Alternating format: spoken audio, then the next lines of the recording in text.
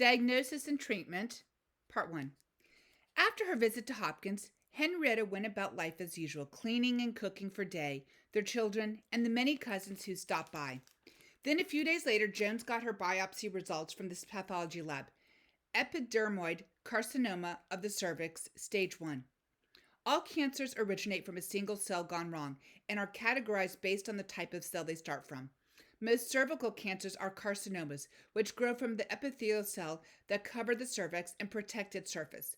By chance, when Henrietta showed up at Hopkins complaining of abnormal bleeding, Jones and his boss, Richard Wellesley Tilland, were involved in a heated nationwide debate over what qualified as cervical cancer and how best to treat it. Tilland, one of the top cervical cancer experts in the country, was a dapper and serious 56-year-old surgeon who walked with an extreme limp from an ice skating accident more than a decade earlier. Everyone at Hopkins called him Uncle Dick. He'd pioneered the use of estrogen for treating symptoms of menopause and made important early discoveries about endometriosis. He'd also written one of the most famous clinical gynecology textbooks, which is still widely used 60 years and 10 editions after he wrote it. His reputation was international. When the King of Morocco's wife fell ill, he insisted only Tilland could operate on her. And by 1951, when Henrietta arrived at Hopkins, Tilland had developed a theory about cervical cancer that, if correct, could save the lives of millions of women. But few in the field believed him. Cervical carcinomas are divided into two types: invasive carcinomas, which have penetrated the surface of the cervix, and non-invasive carcinomas, which haven't. The non-invasive type is sometimes called sugar icing carcinoma because it grows in a smooth layered sheet across the surface of the cervix, but its official name is carcinoma in situ, which derives from the Latin for cancer in its original place.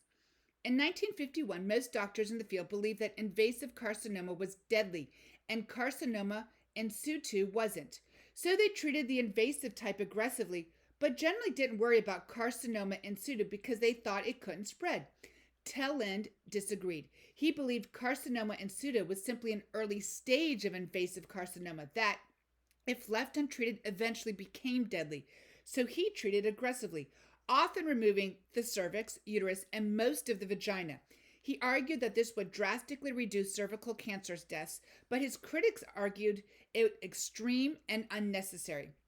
Diagnosing carcinoma in situ had only been possible since 1941, when George Papanikolaou, a Greek researcher, published a paper describing a test he developed, now called the Pap smear. It involved scraping cells from the cervix with a curved glass pipette and examining them under a microscope for precancerous changes that Tilland and a few others had identified years earlier. This was a tremendous advance because those precancerous cells weren't detectable otherwise. They caused no physical symptoms and weren't palpable or visible to the naked eye. And by the time a woman began showing symptoms, there was little hope of a cure. But with the Pap smear, doctors could detect precancerous cells and perform a hysterectomy, and cervical cancer would be almost entirely preventable. At that point, more than 15,000 women were dying each year from cervical cancer. The Pap smear had the potential to decrease the death rate by 70% or more. But there were two things standing in its way. First, many women, like Henrietta, simply didn't get the test. And second, even when they did, few doctors knew how to interpret the results accurately because they didn't know what the various stages of cervical cancer looked like under a microscope. Some mistook cervical infections for cancer and removed a woman's entire reproductive tract when all she needed was antibiotics. Others mistook malignant changes for infection, sending women home with antibiotics only to have them returned later, dying from metastasized cancer. And even when doctors correctly diagnosed precancerous changes, they often didn't know how those changes should be treated. Tilland set out to minimize what he called unjustifiable hysterectomies by documenting what wasn't cervical cancer and by urging surgeons to verify smear results with biopsies before operating. He also hoped to prove that women with carcinoma in situ needed aggressive treatment so their cancer didn't become invasive. Not long before Henrietta's first exam, Tilland presented his argument about carcinoma in situ to a major meeting of pathologists in Washington, D.C., and the audience heckled him off the stage. So he went back to Hopkins and planned a study that would prove them wrong. He and his staff would review all medical records and biopsies from patients who'd been diagnosed with invasive cervical cancer at Hopkins in the past decade to see how many initially had carcinoma in situ. Like many doctors of his era, Talend often used patients from the public wards for research, usually without their knowledge. And many scientists believe that since patients were treated for free in the public wards, it was fair to use them as research subjects as a form of payment. And as Howard Jones once wrote, Hopkins, with its large indigent black population, had no dearth of clinical material. In this particular study, the largest ever done on the relationship between the two cervical cancers, Jones and Talend found that 62% of women with invasive cancer who'd had earlier biopsies first had carcinoma in situ. In addition to that study, Talend thought if he could find a way to grow living samples from normal cervical tissue and both types of cancerous tissue, something never done before, he could compare all three.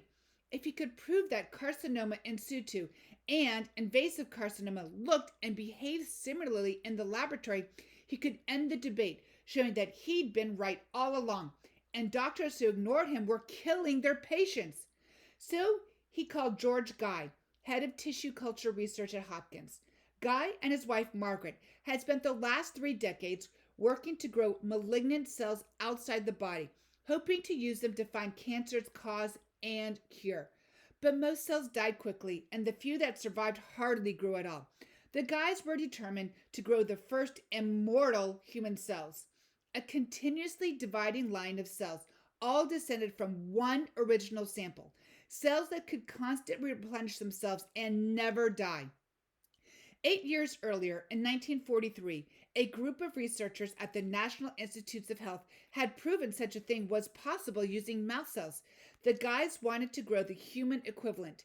They didn't care what kind of tissue they used as long as it came from a person. Guy took any cells he could get his hands on. He called himself the world's most famous vulture, feeding on human specimens almost constantly. So when Talend offered him a supply of cervical cancer tissue in exchange for trying to grow some cells, Guy didn't hesitate. And Talend began collecting samples from any woman who happened to walk into Hopkins with cervical cancer, including Henrietta.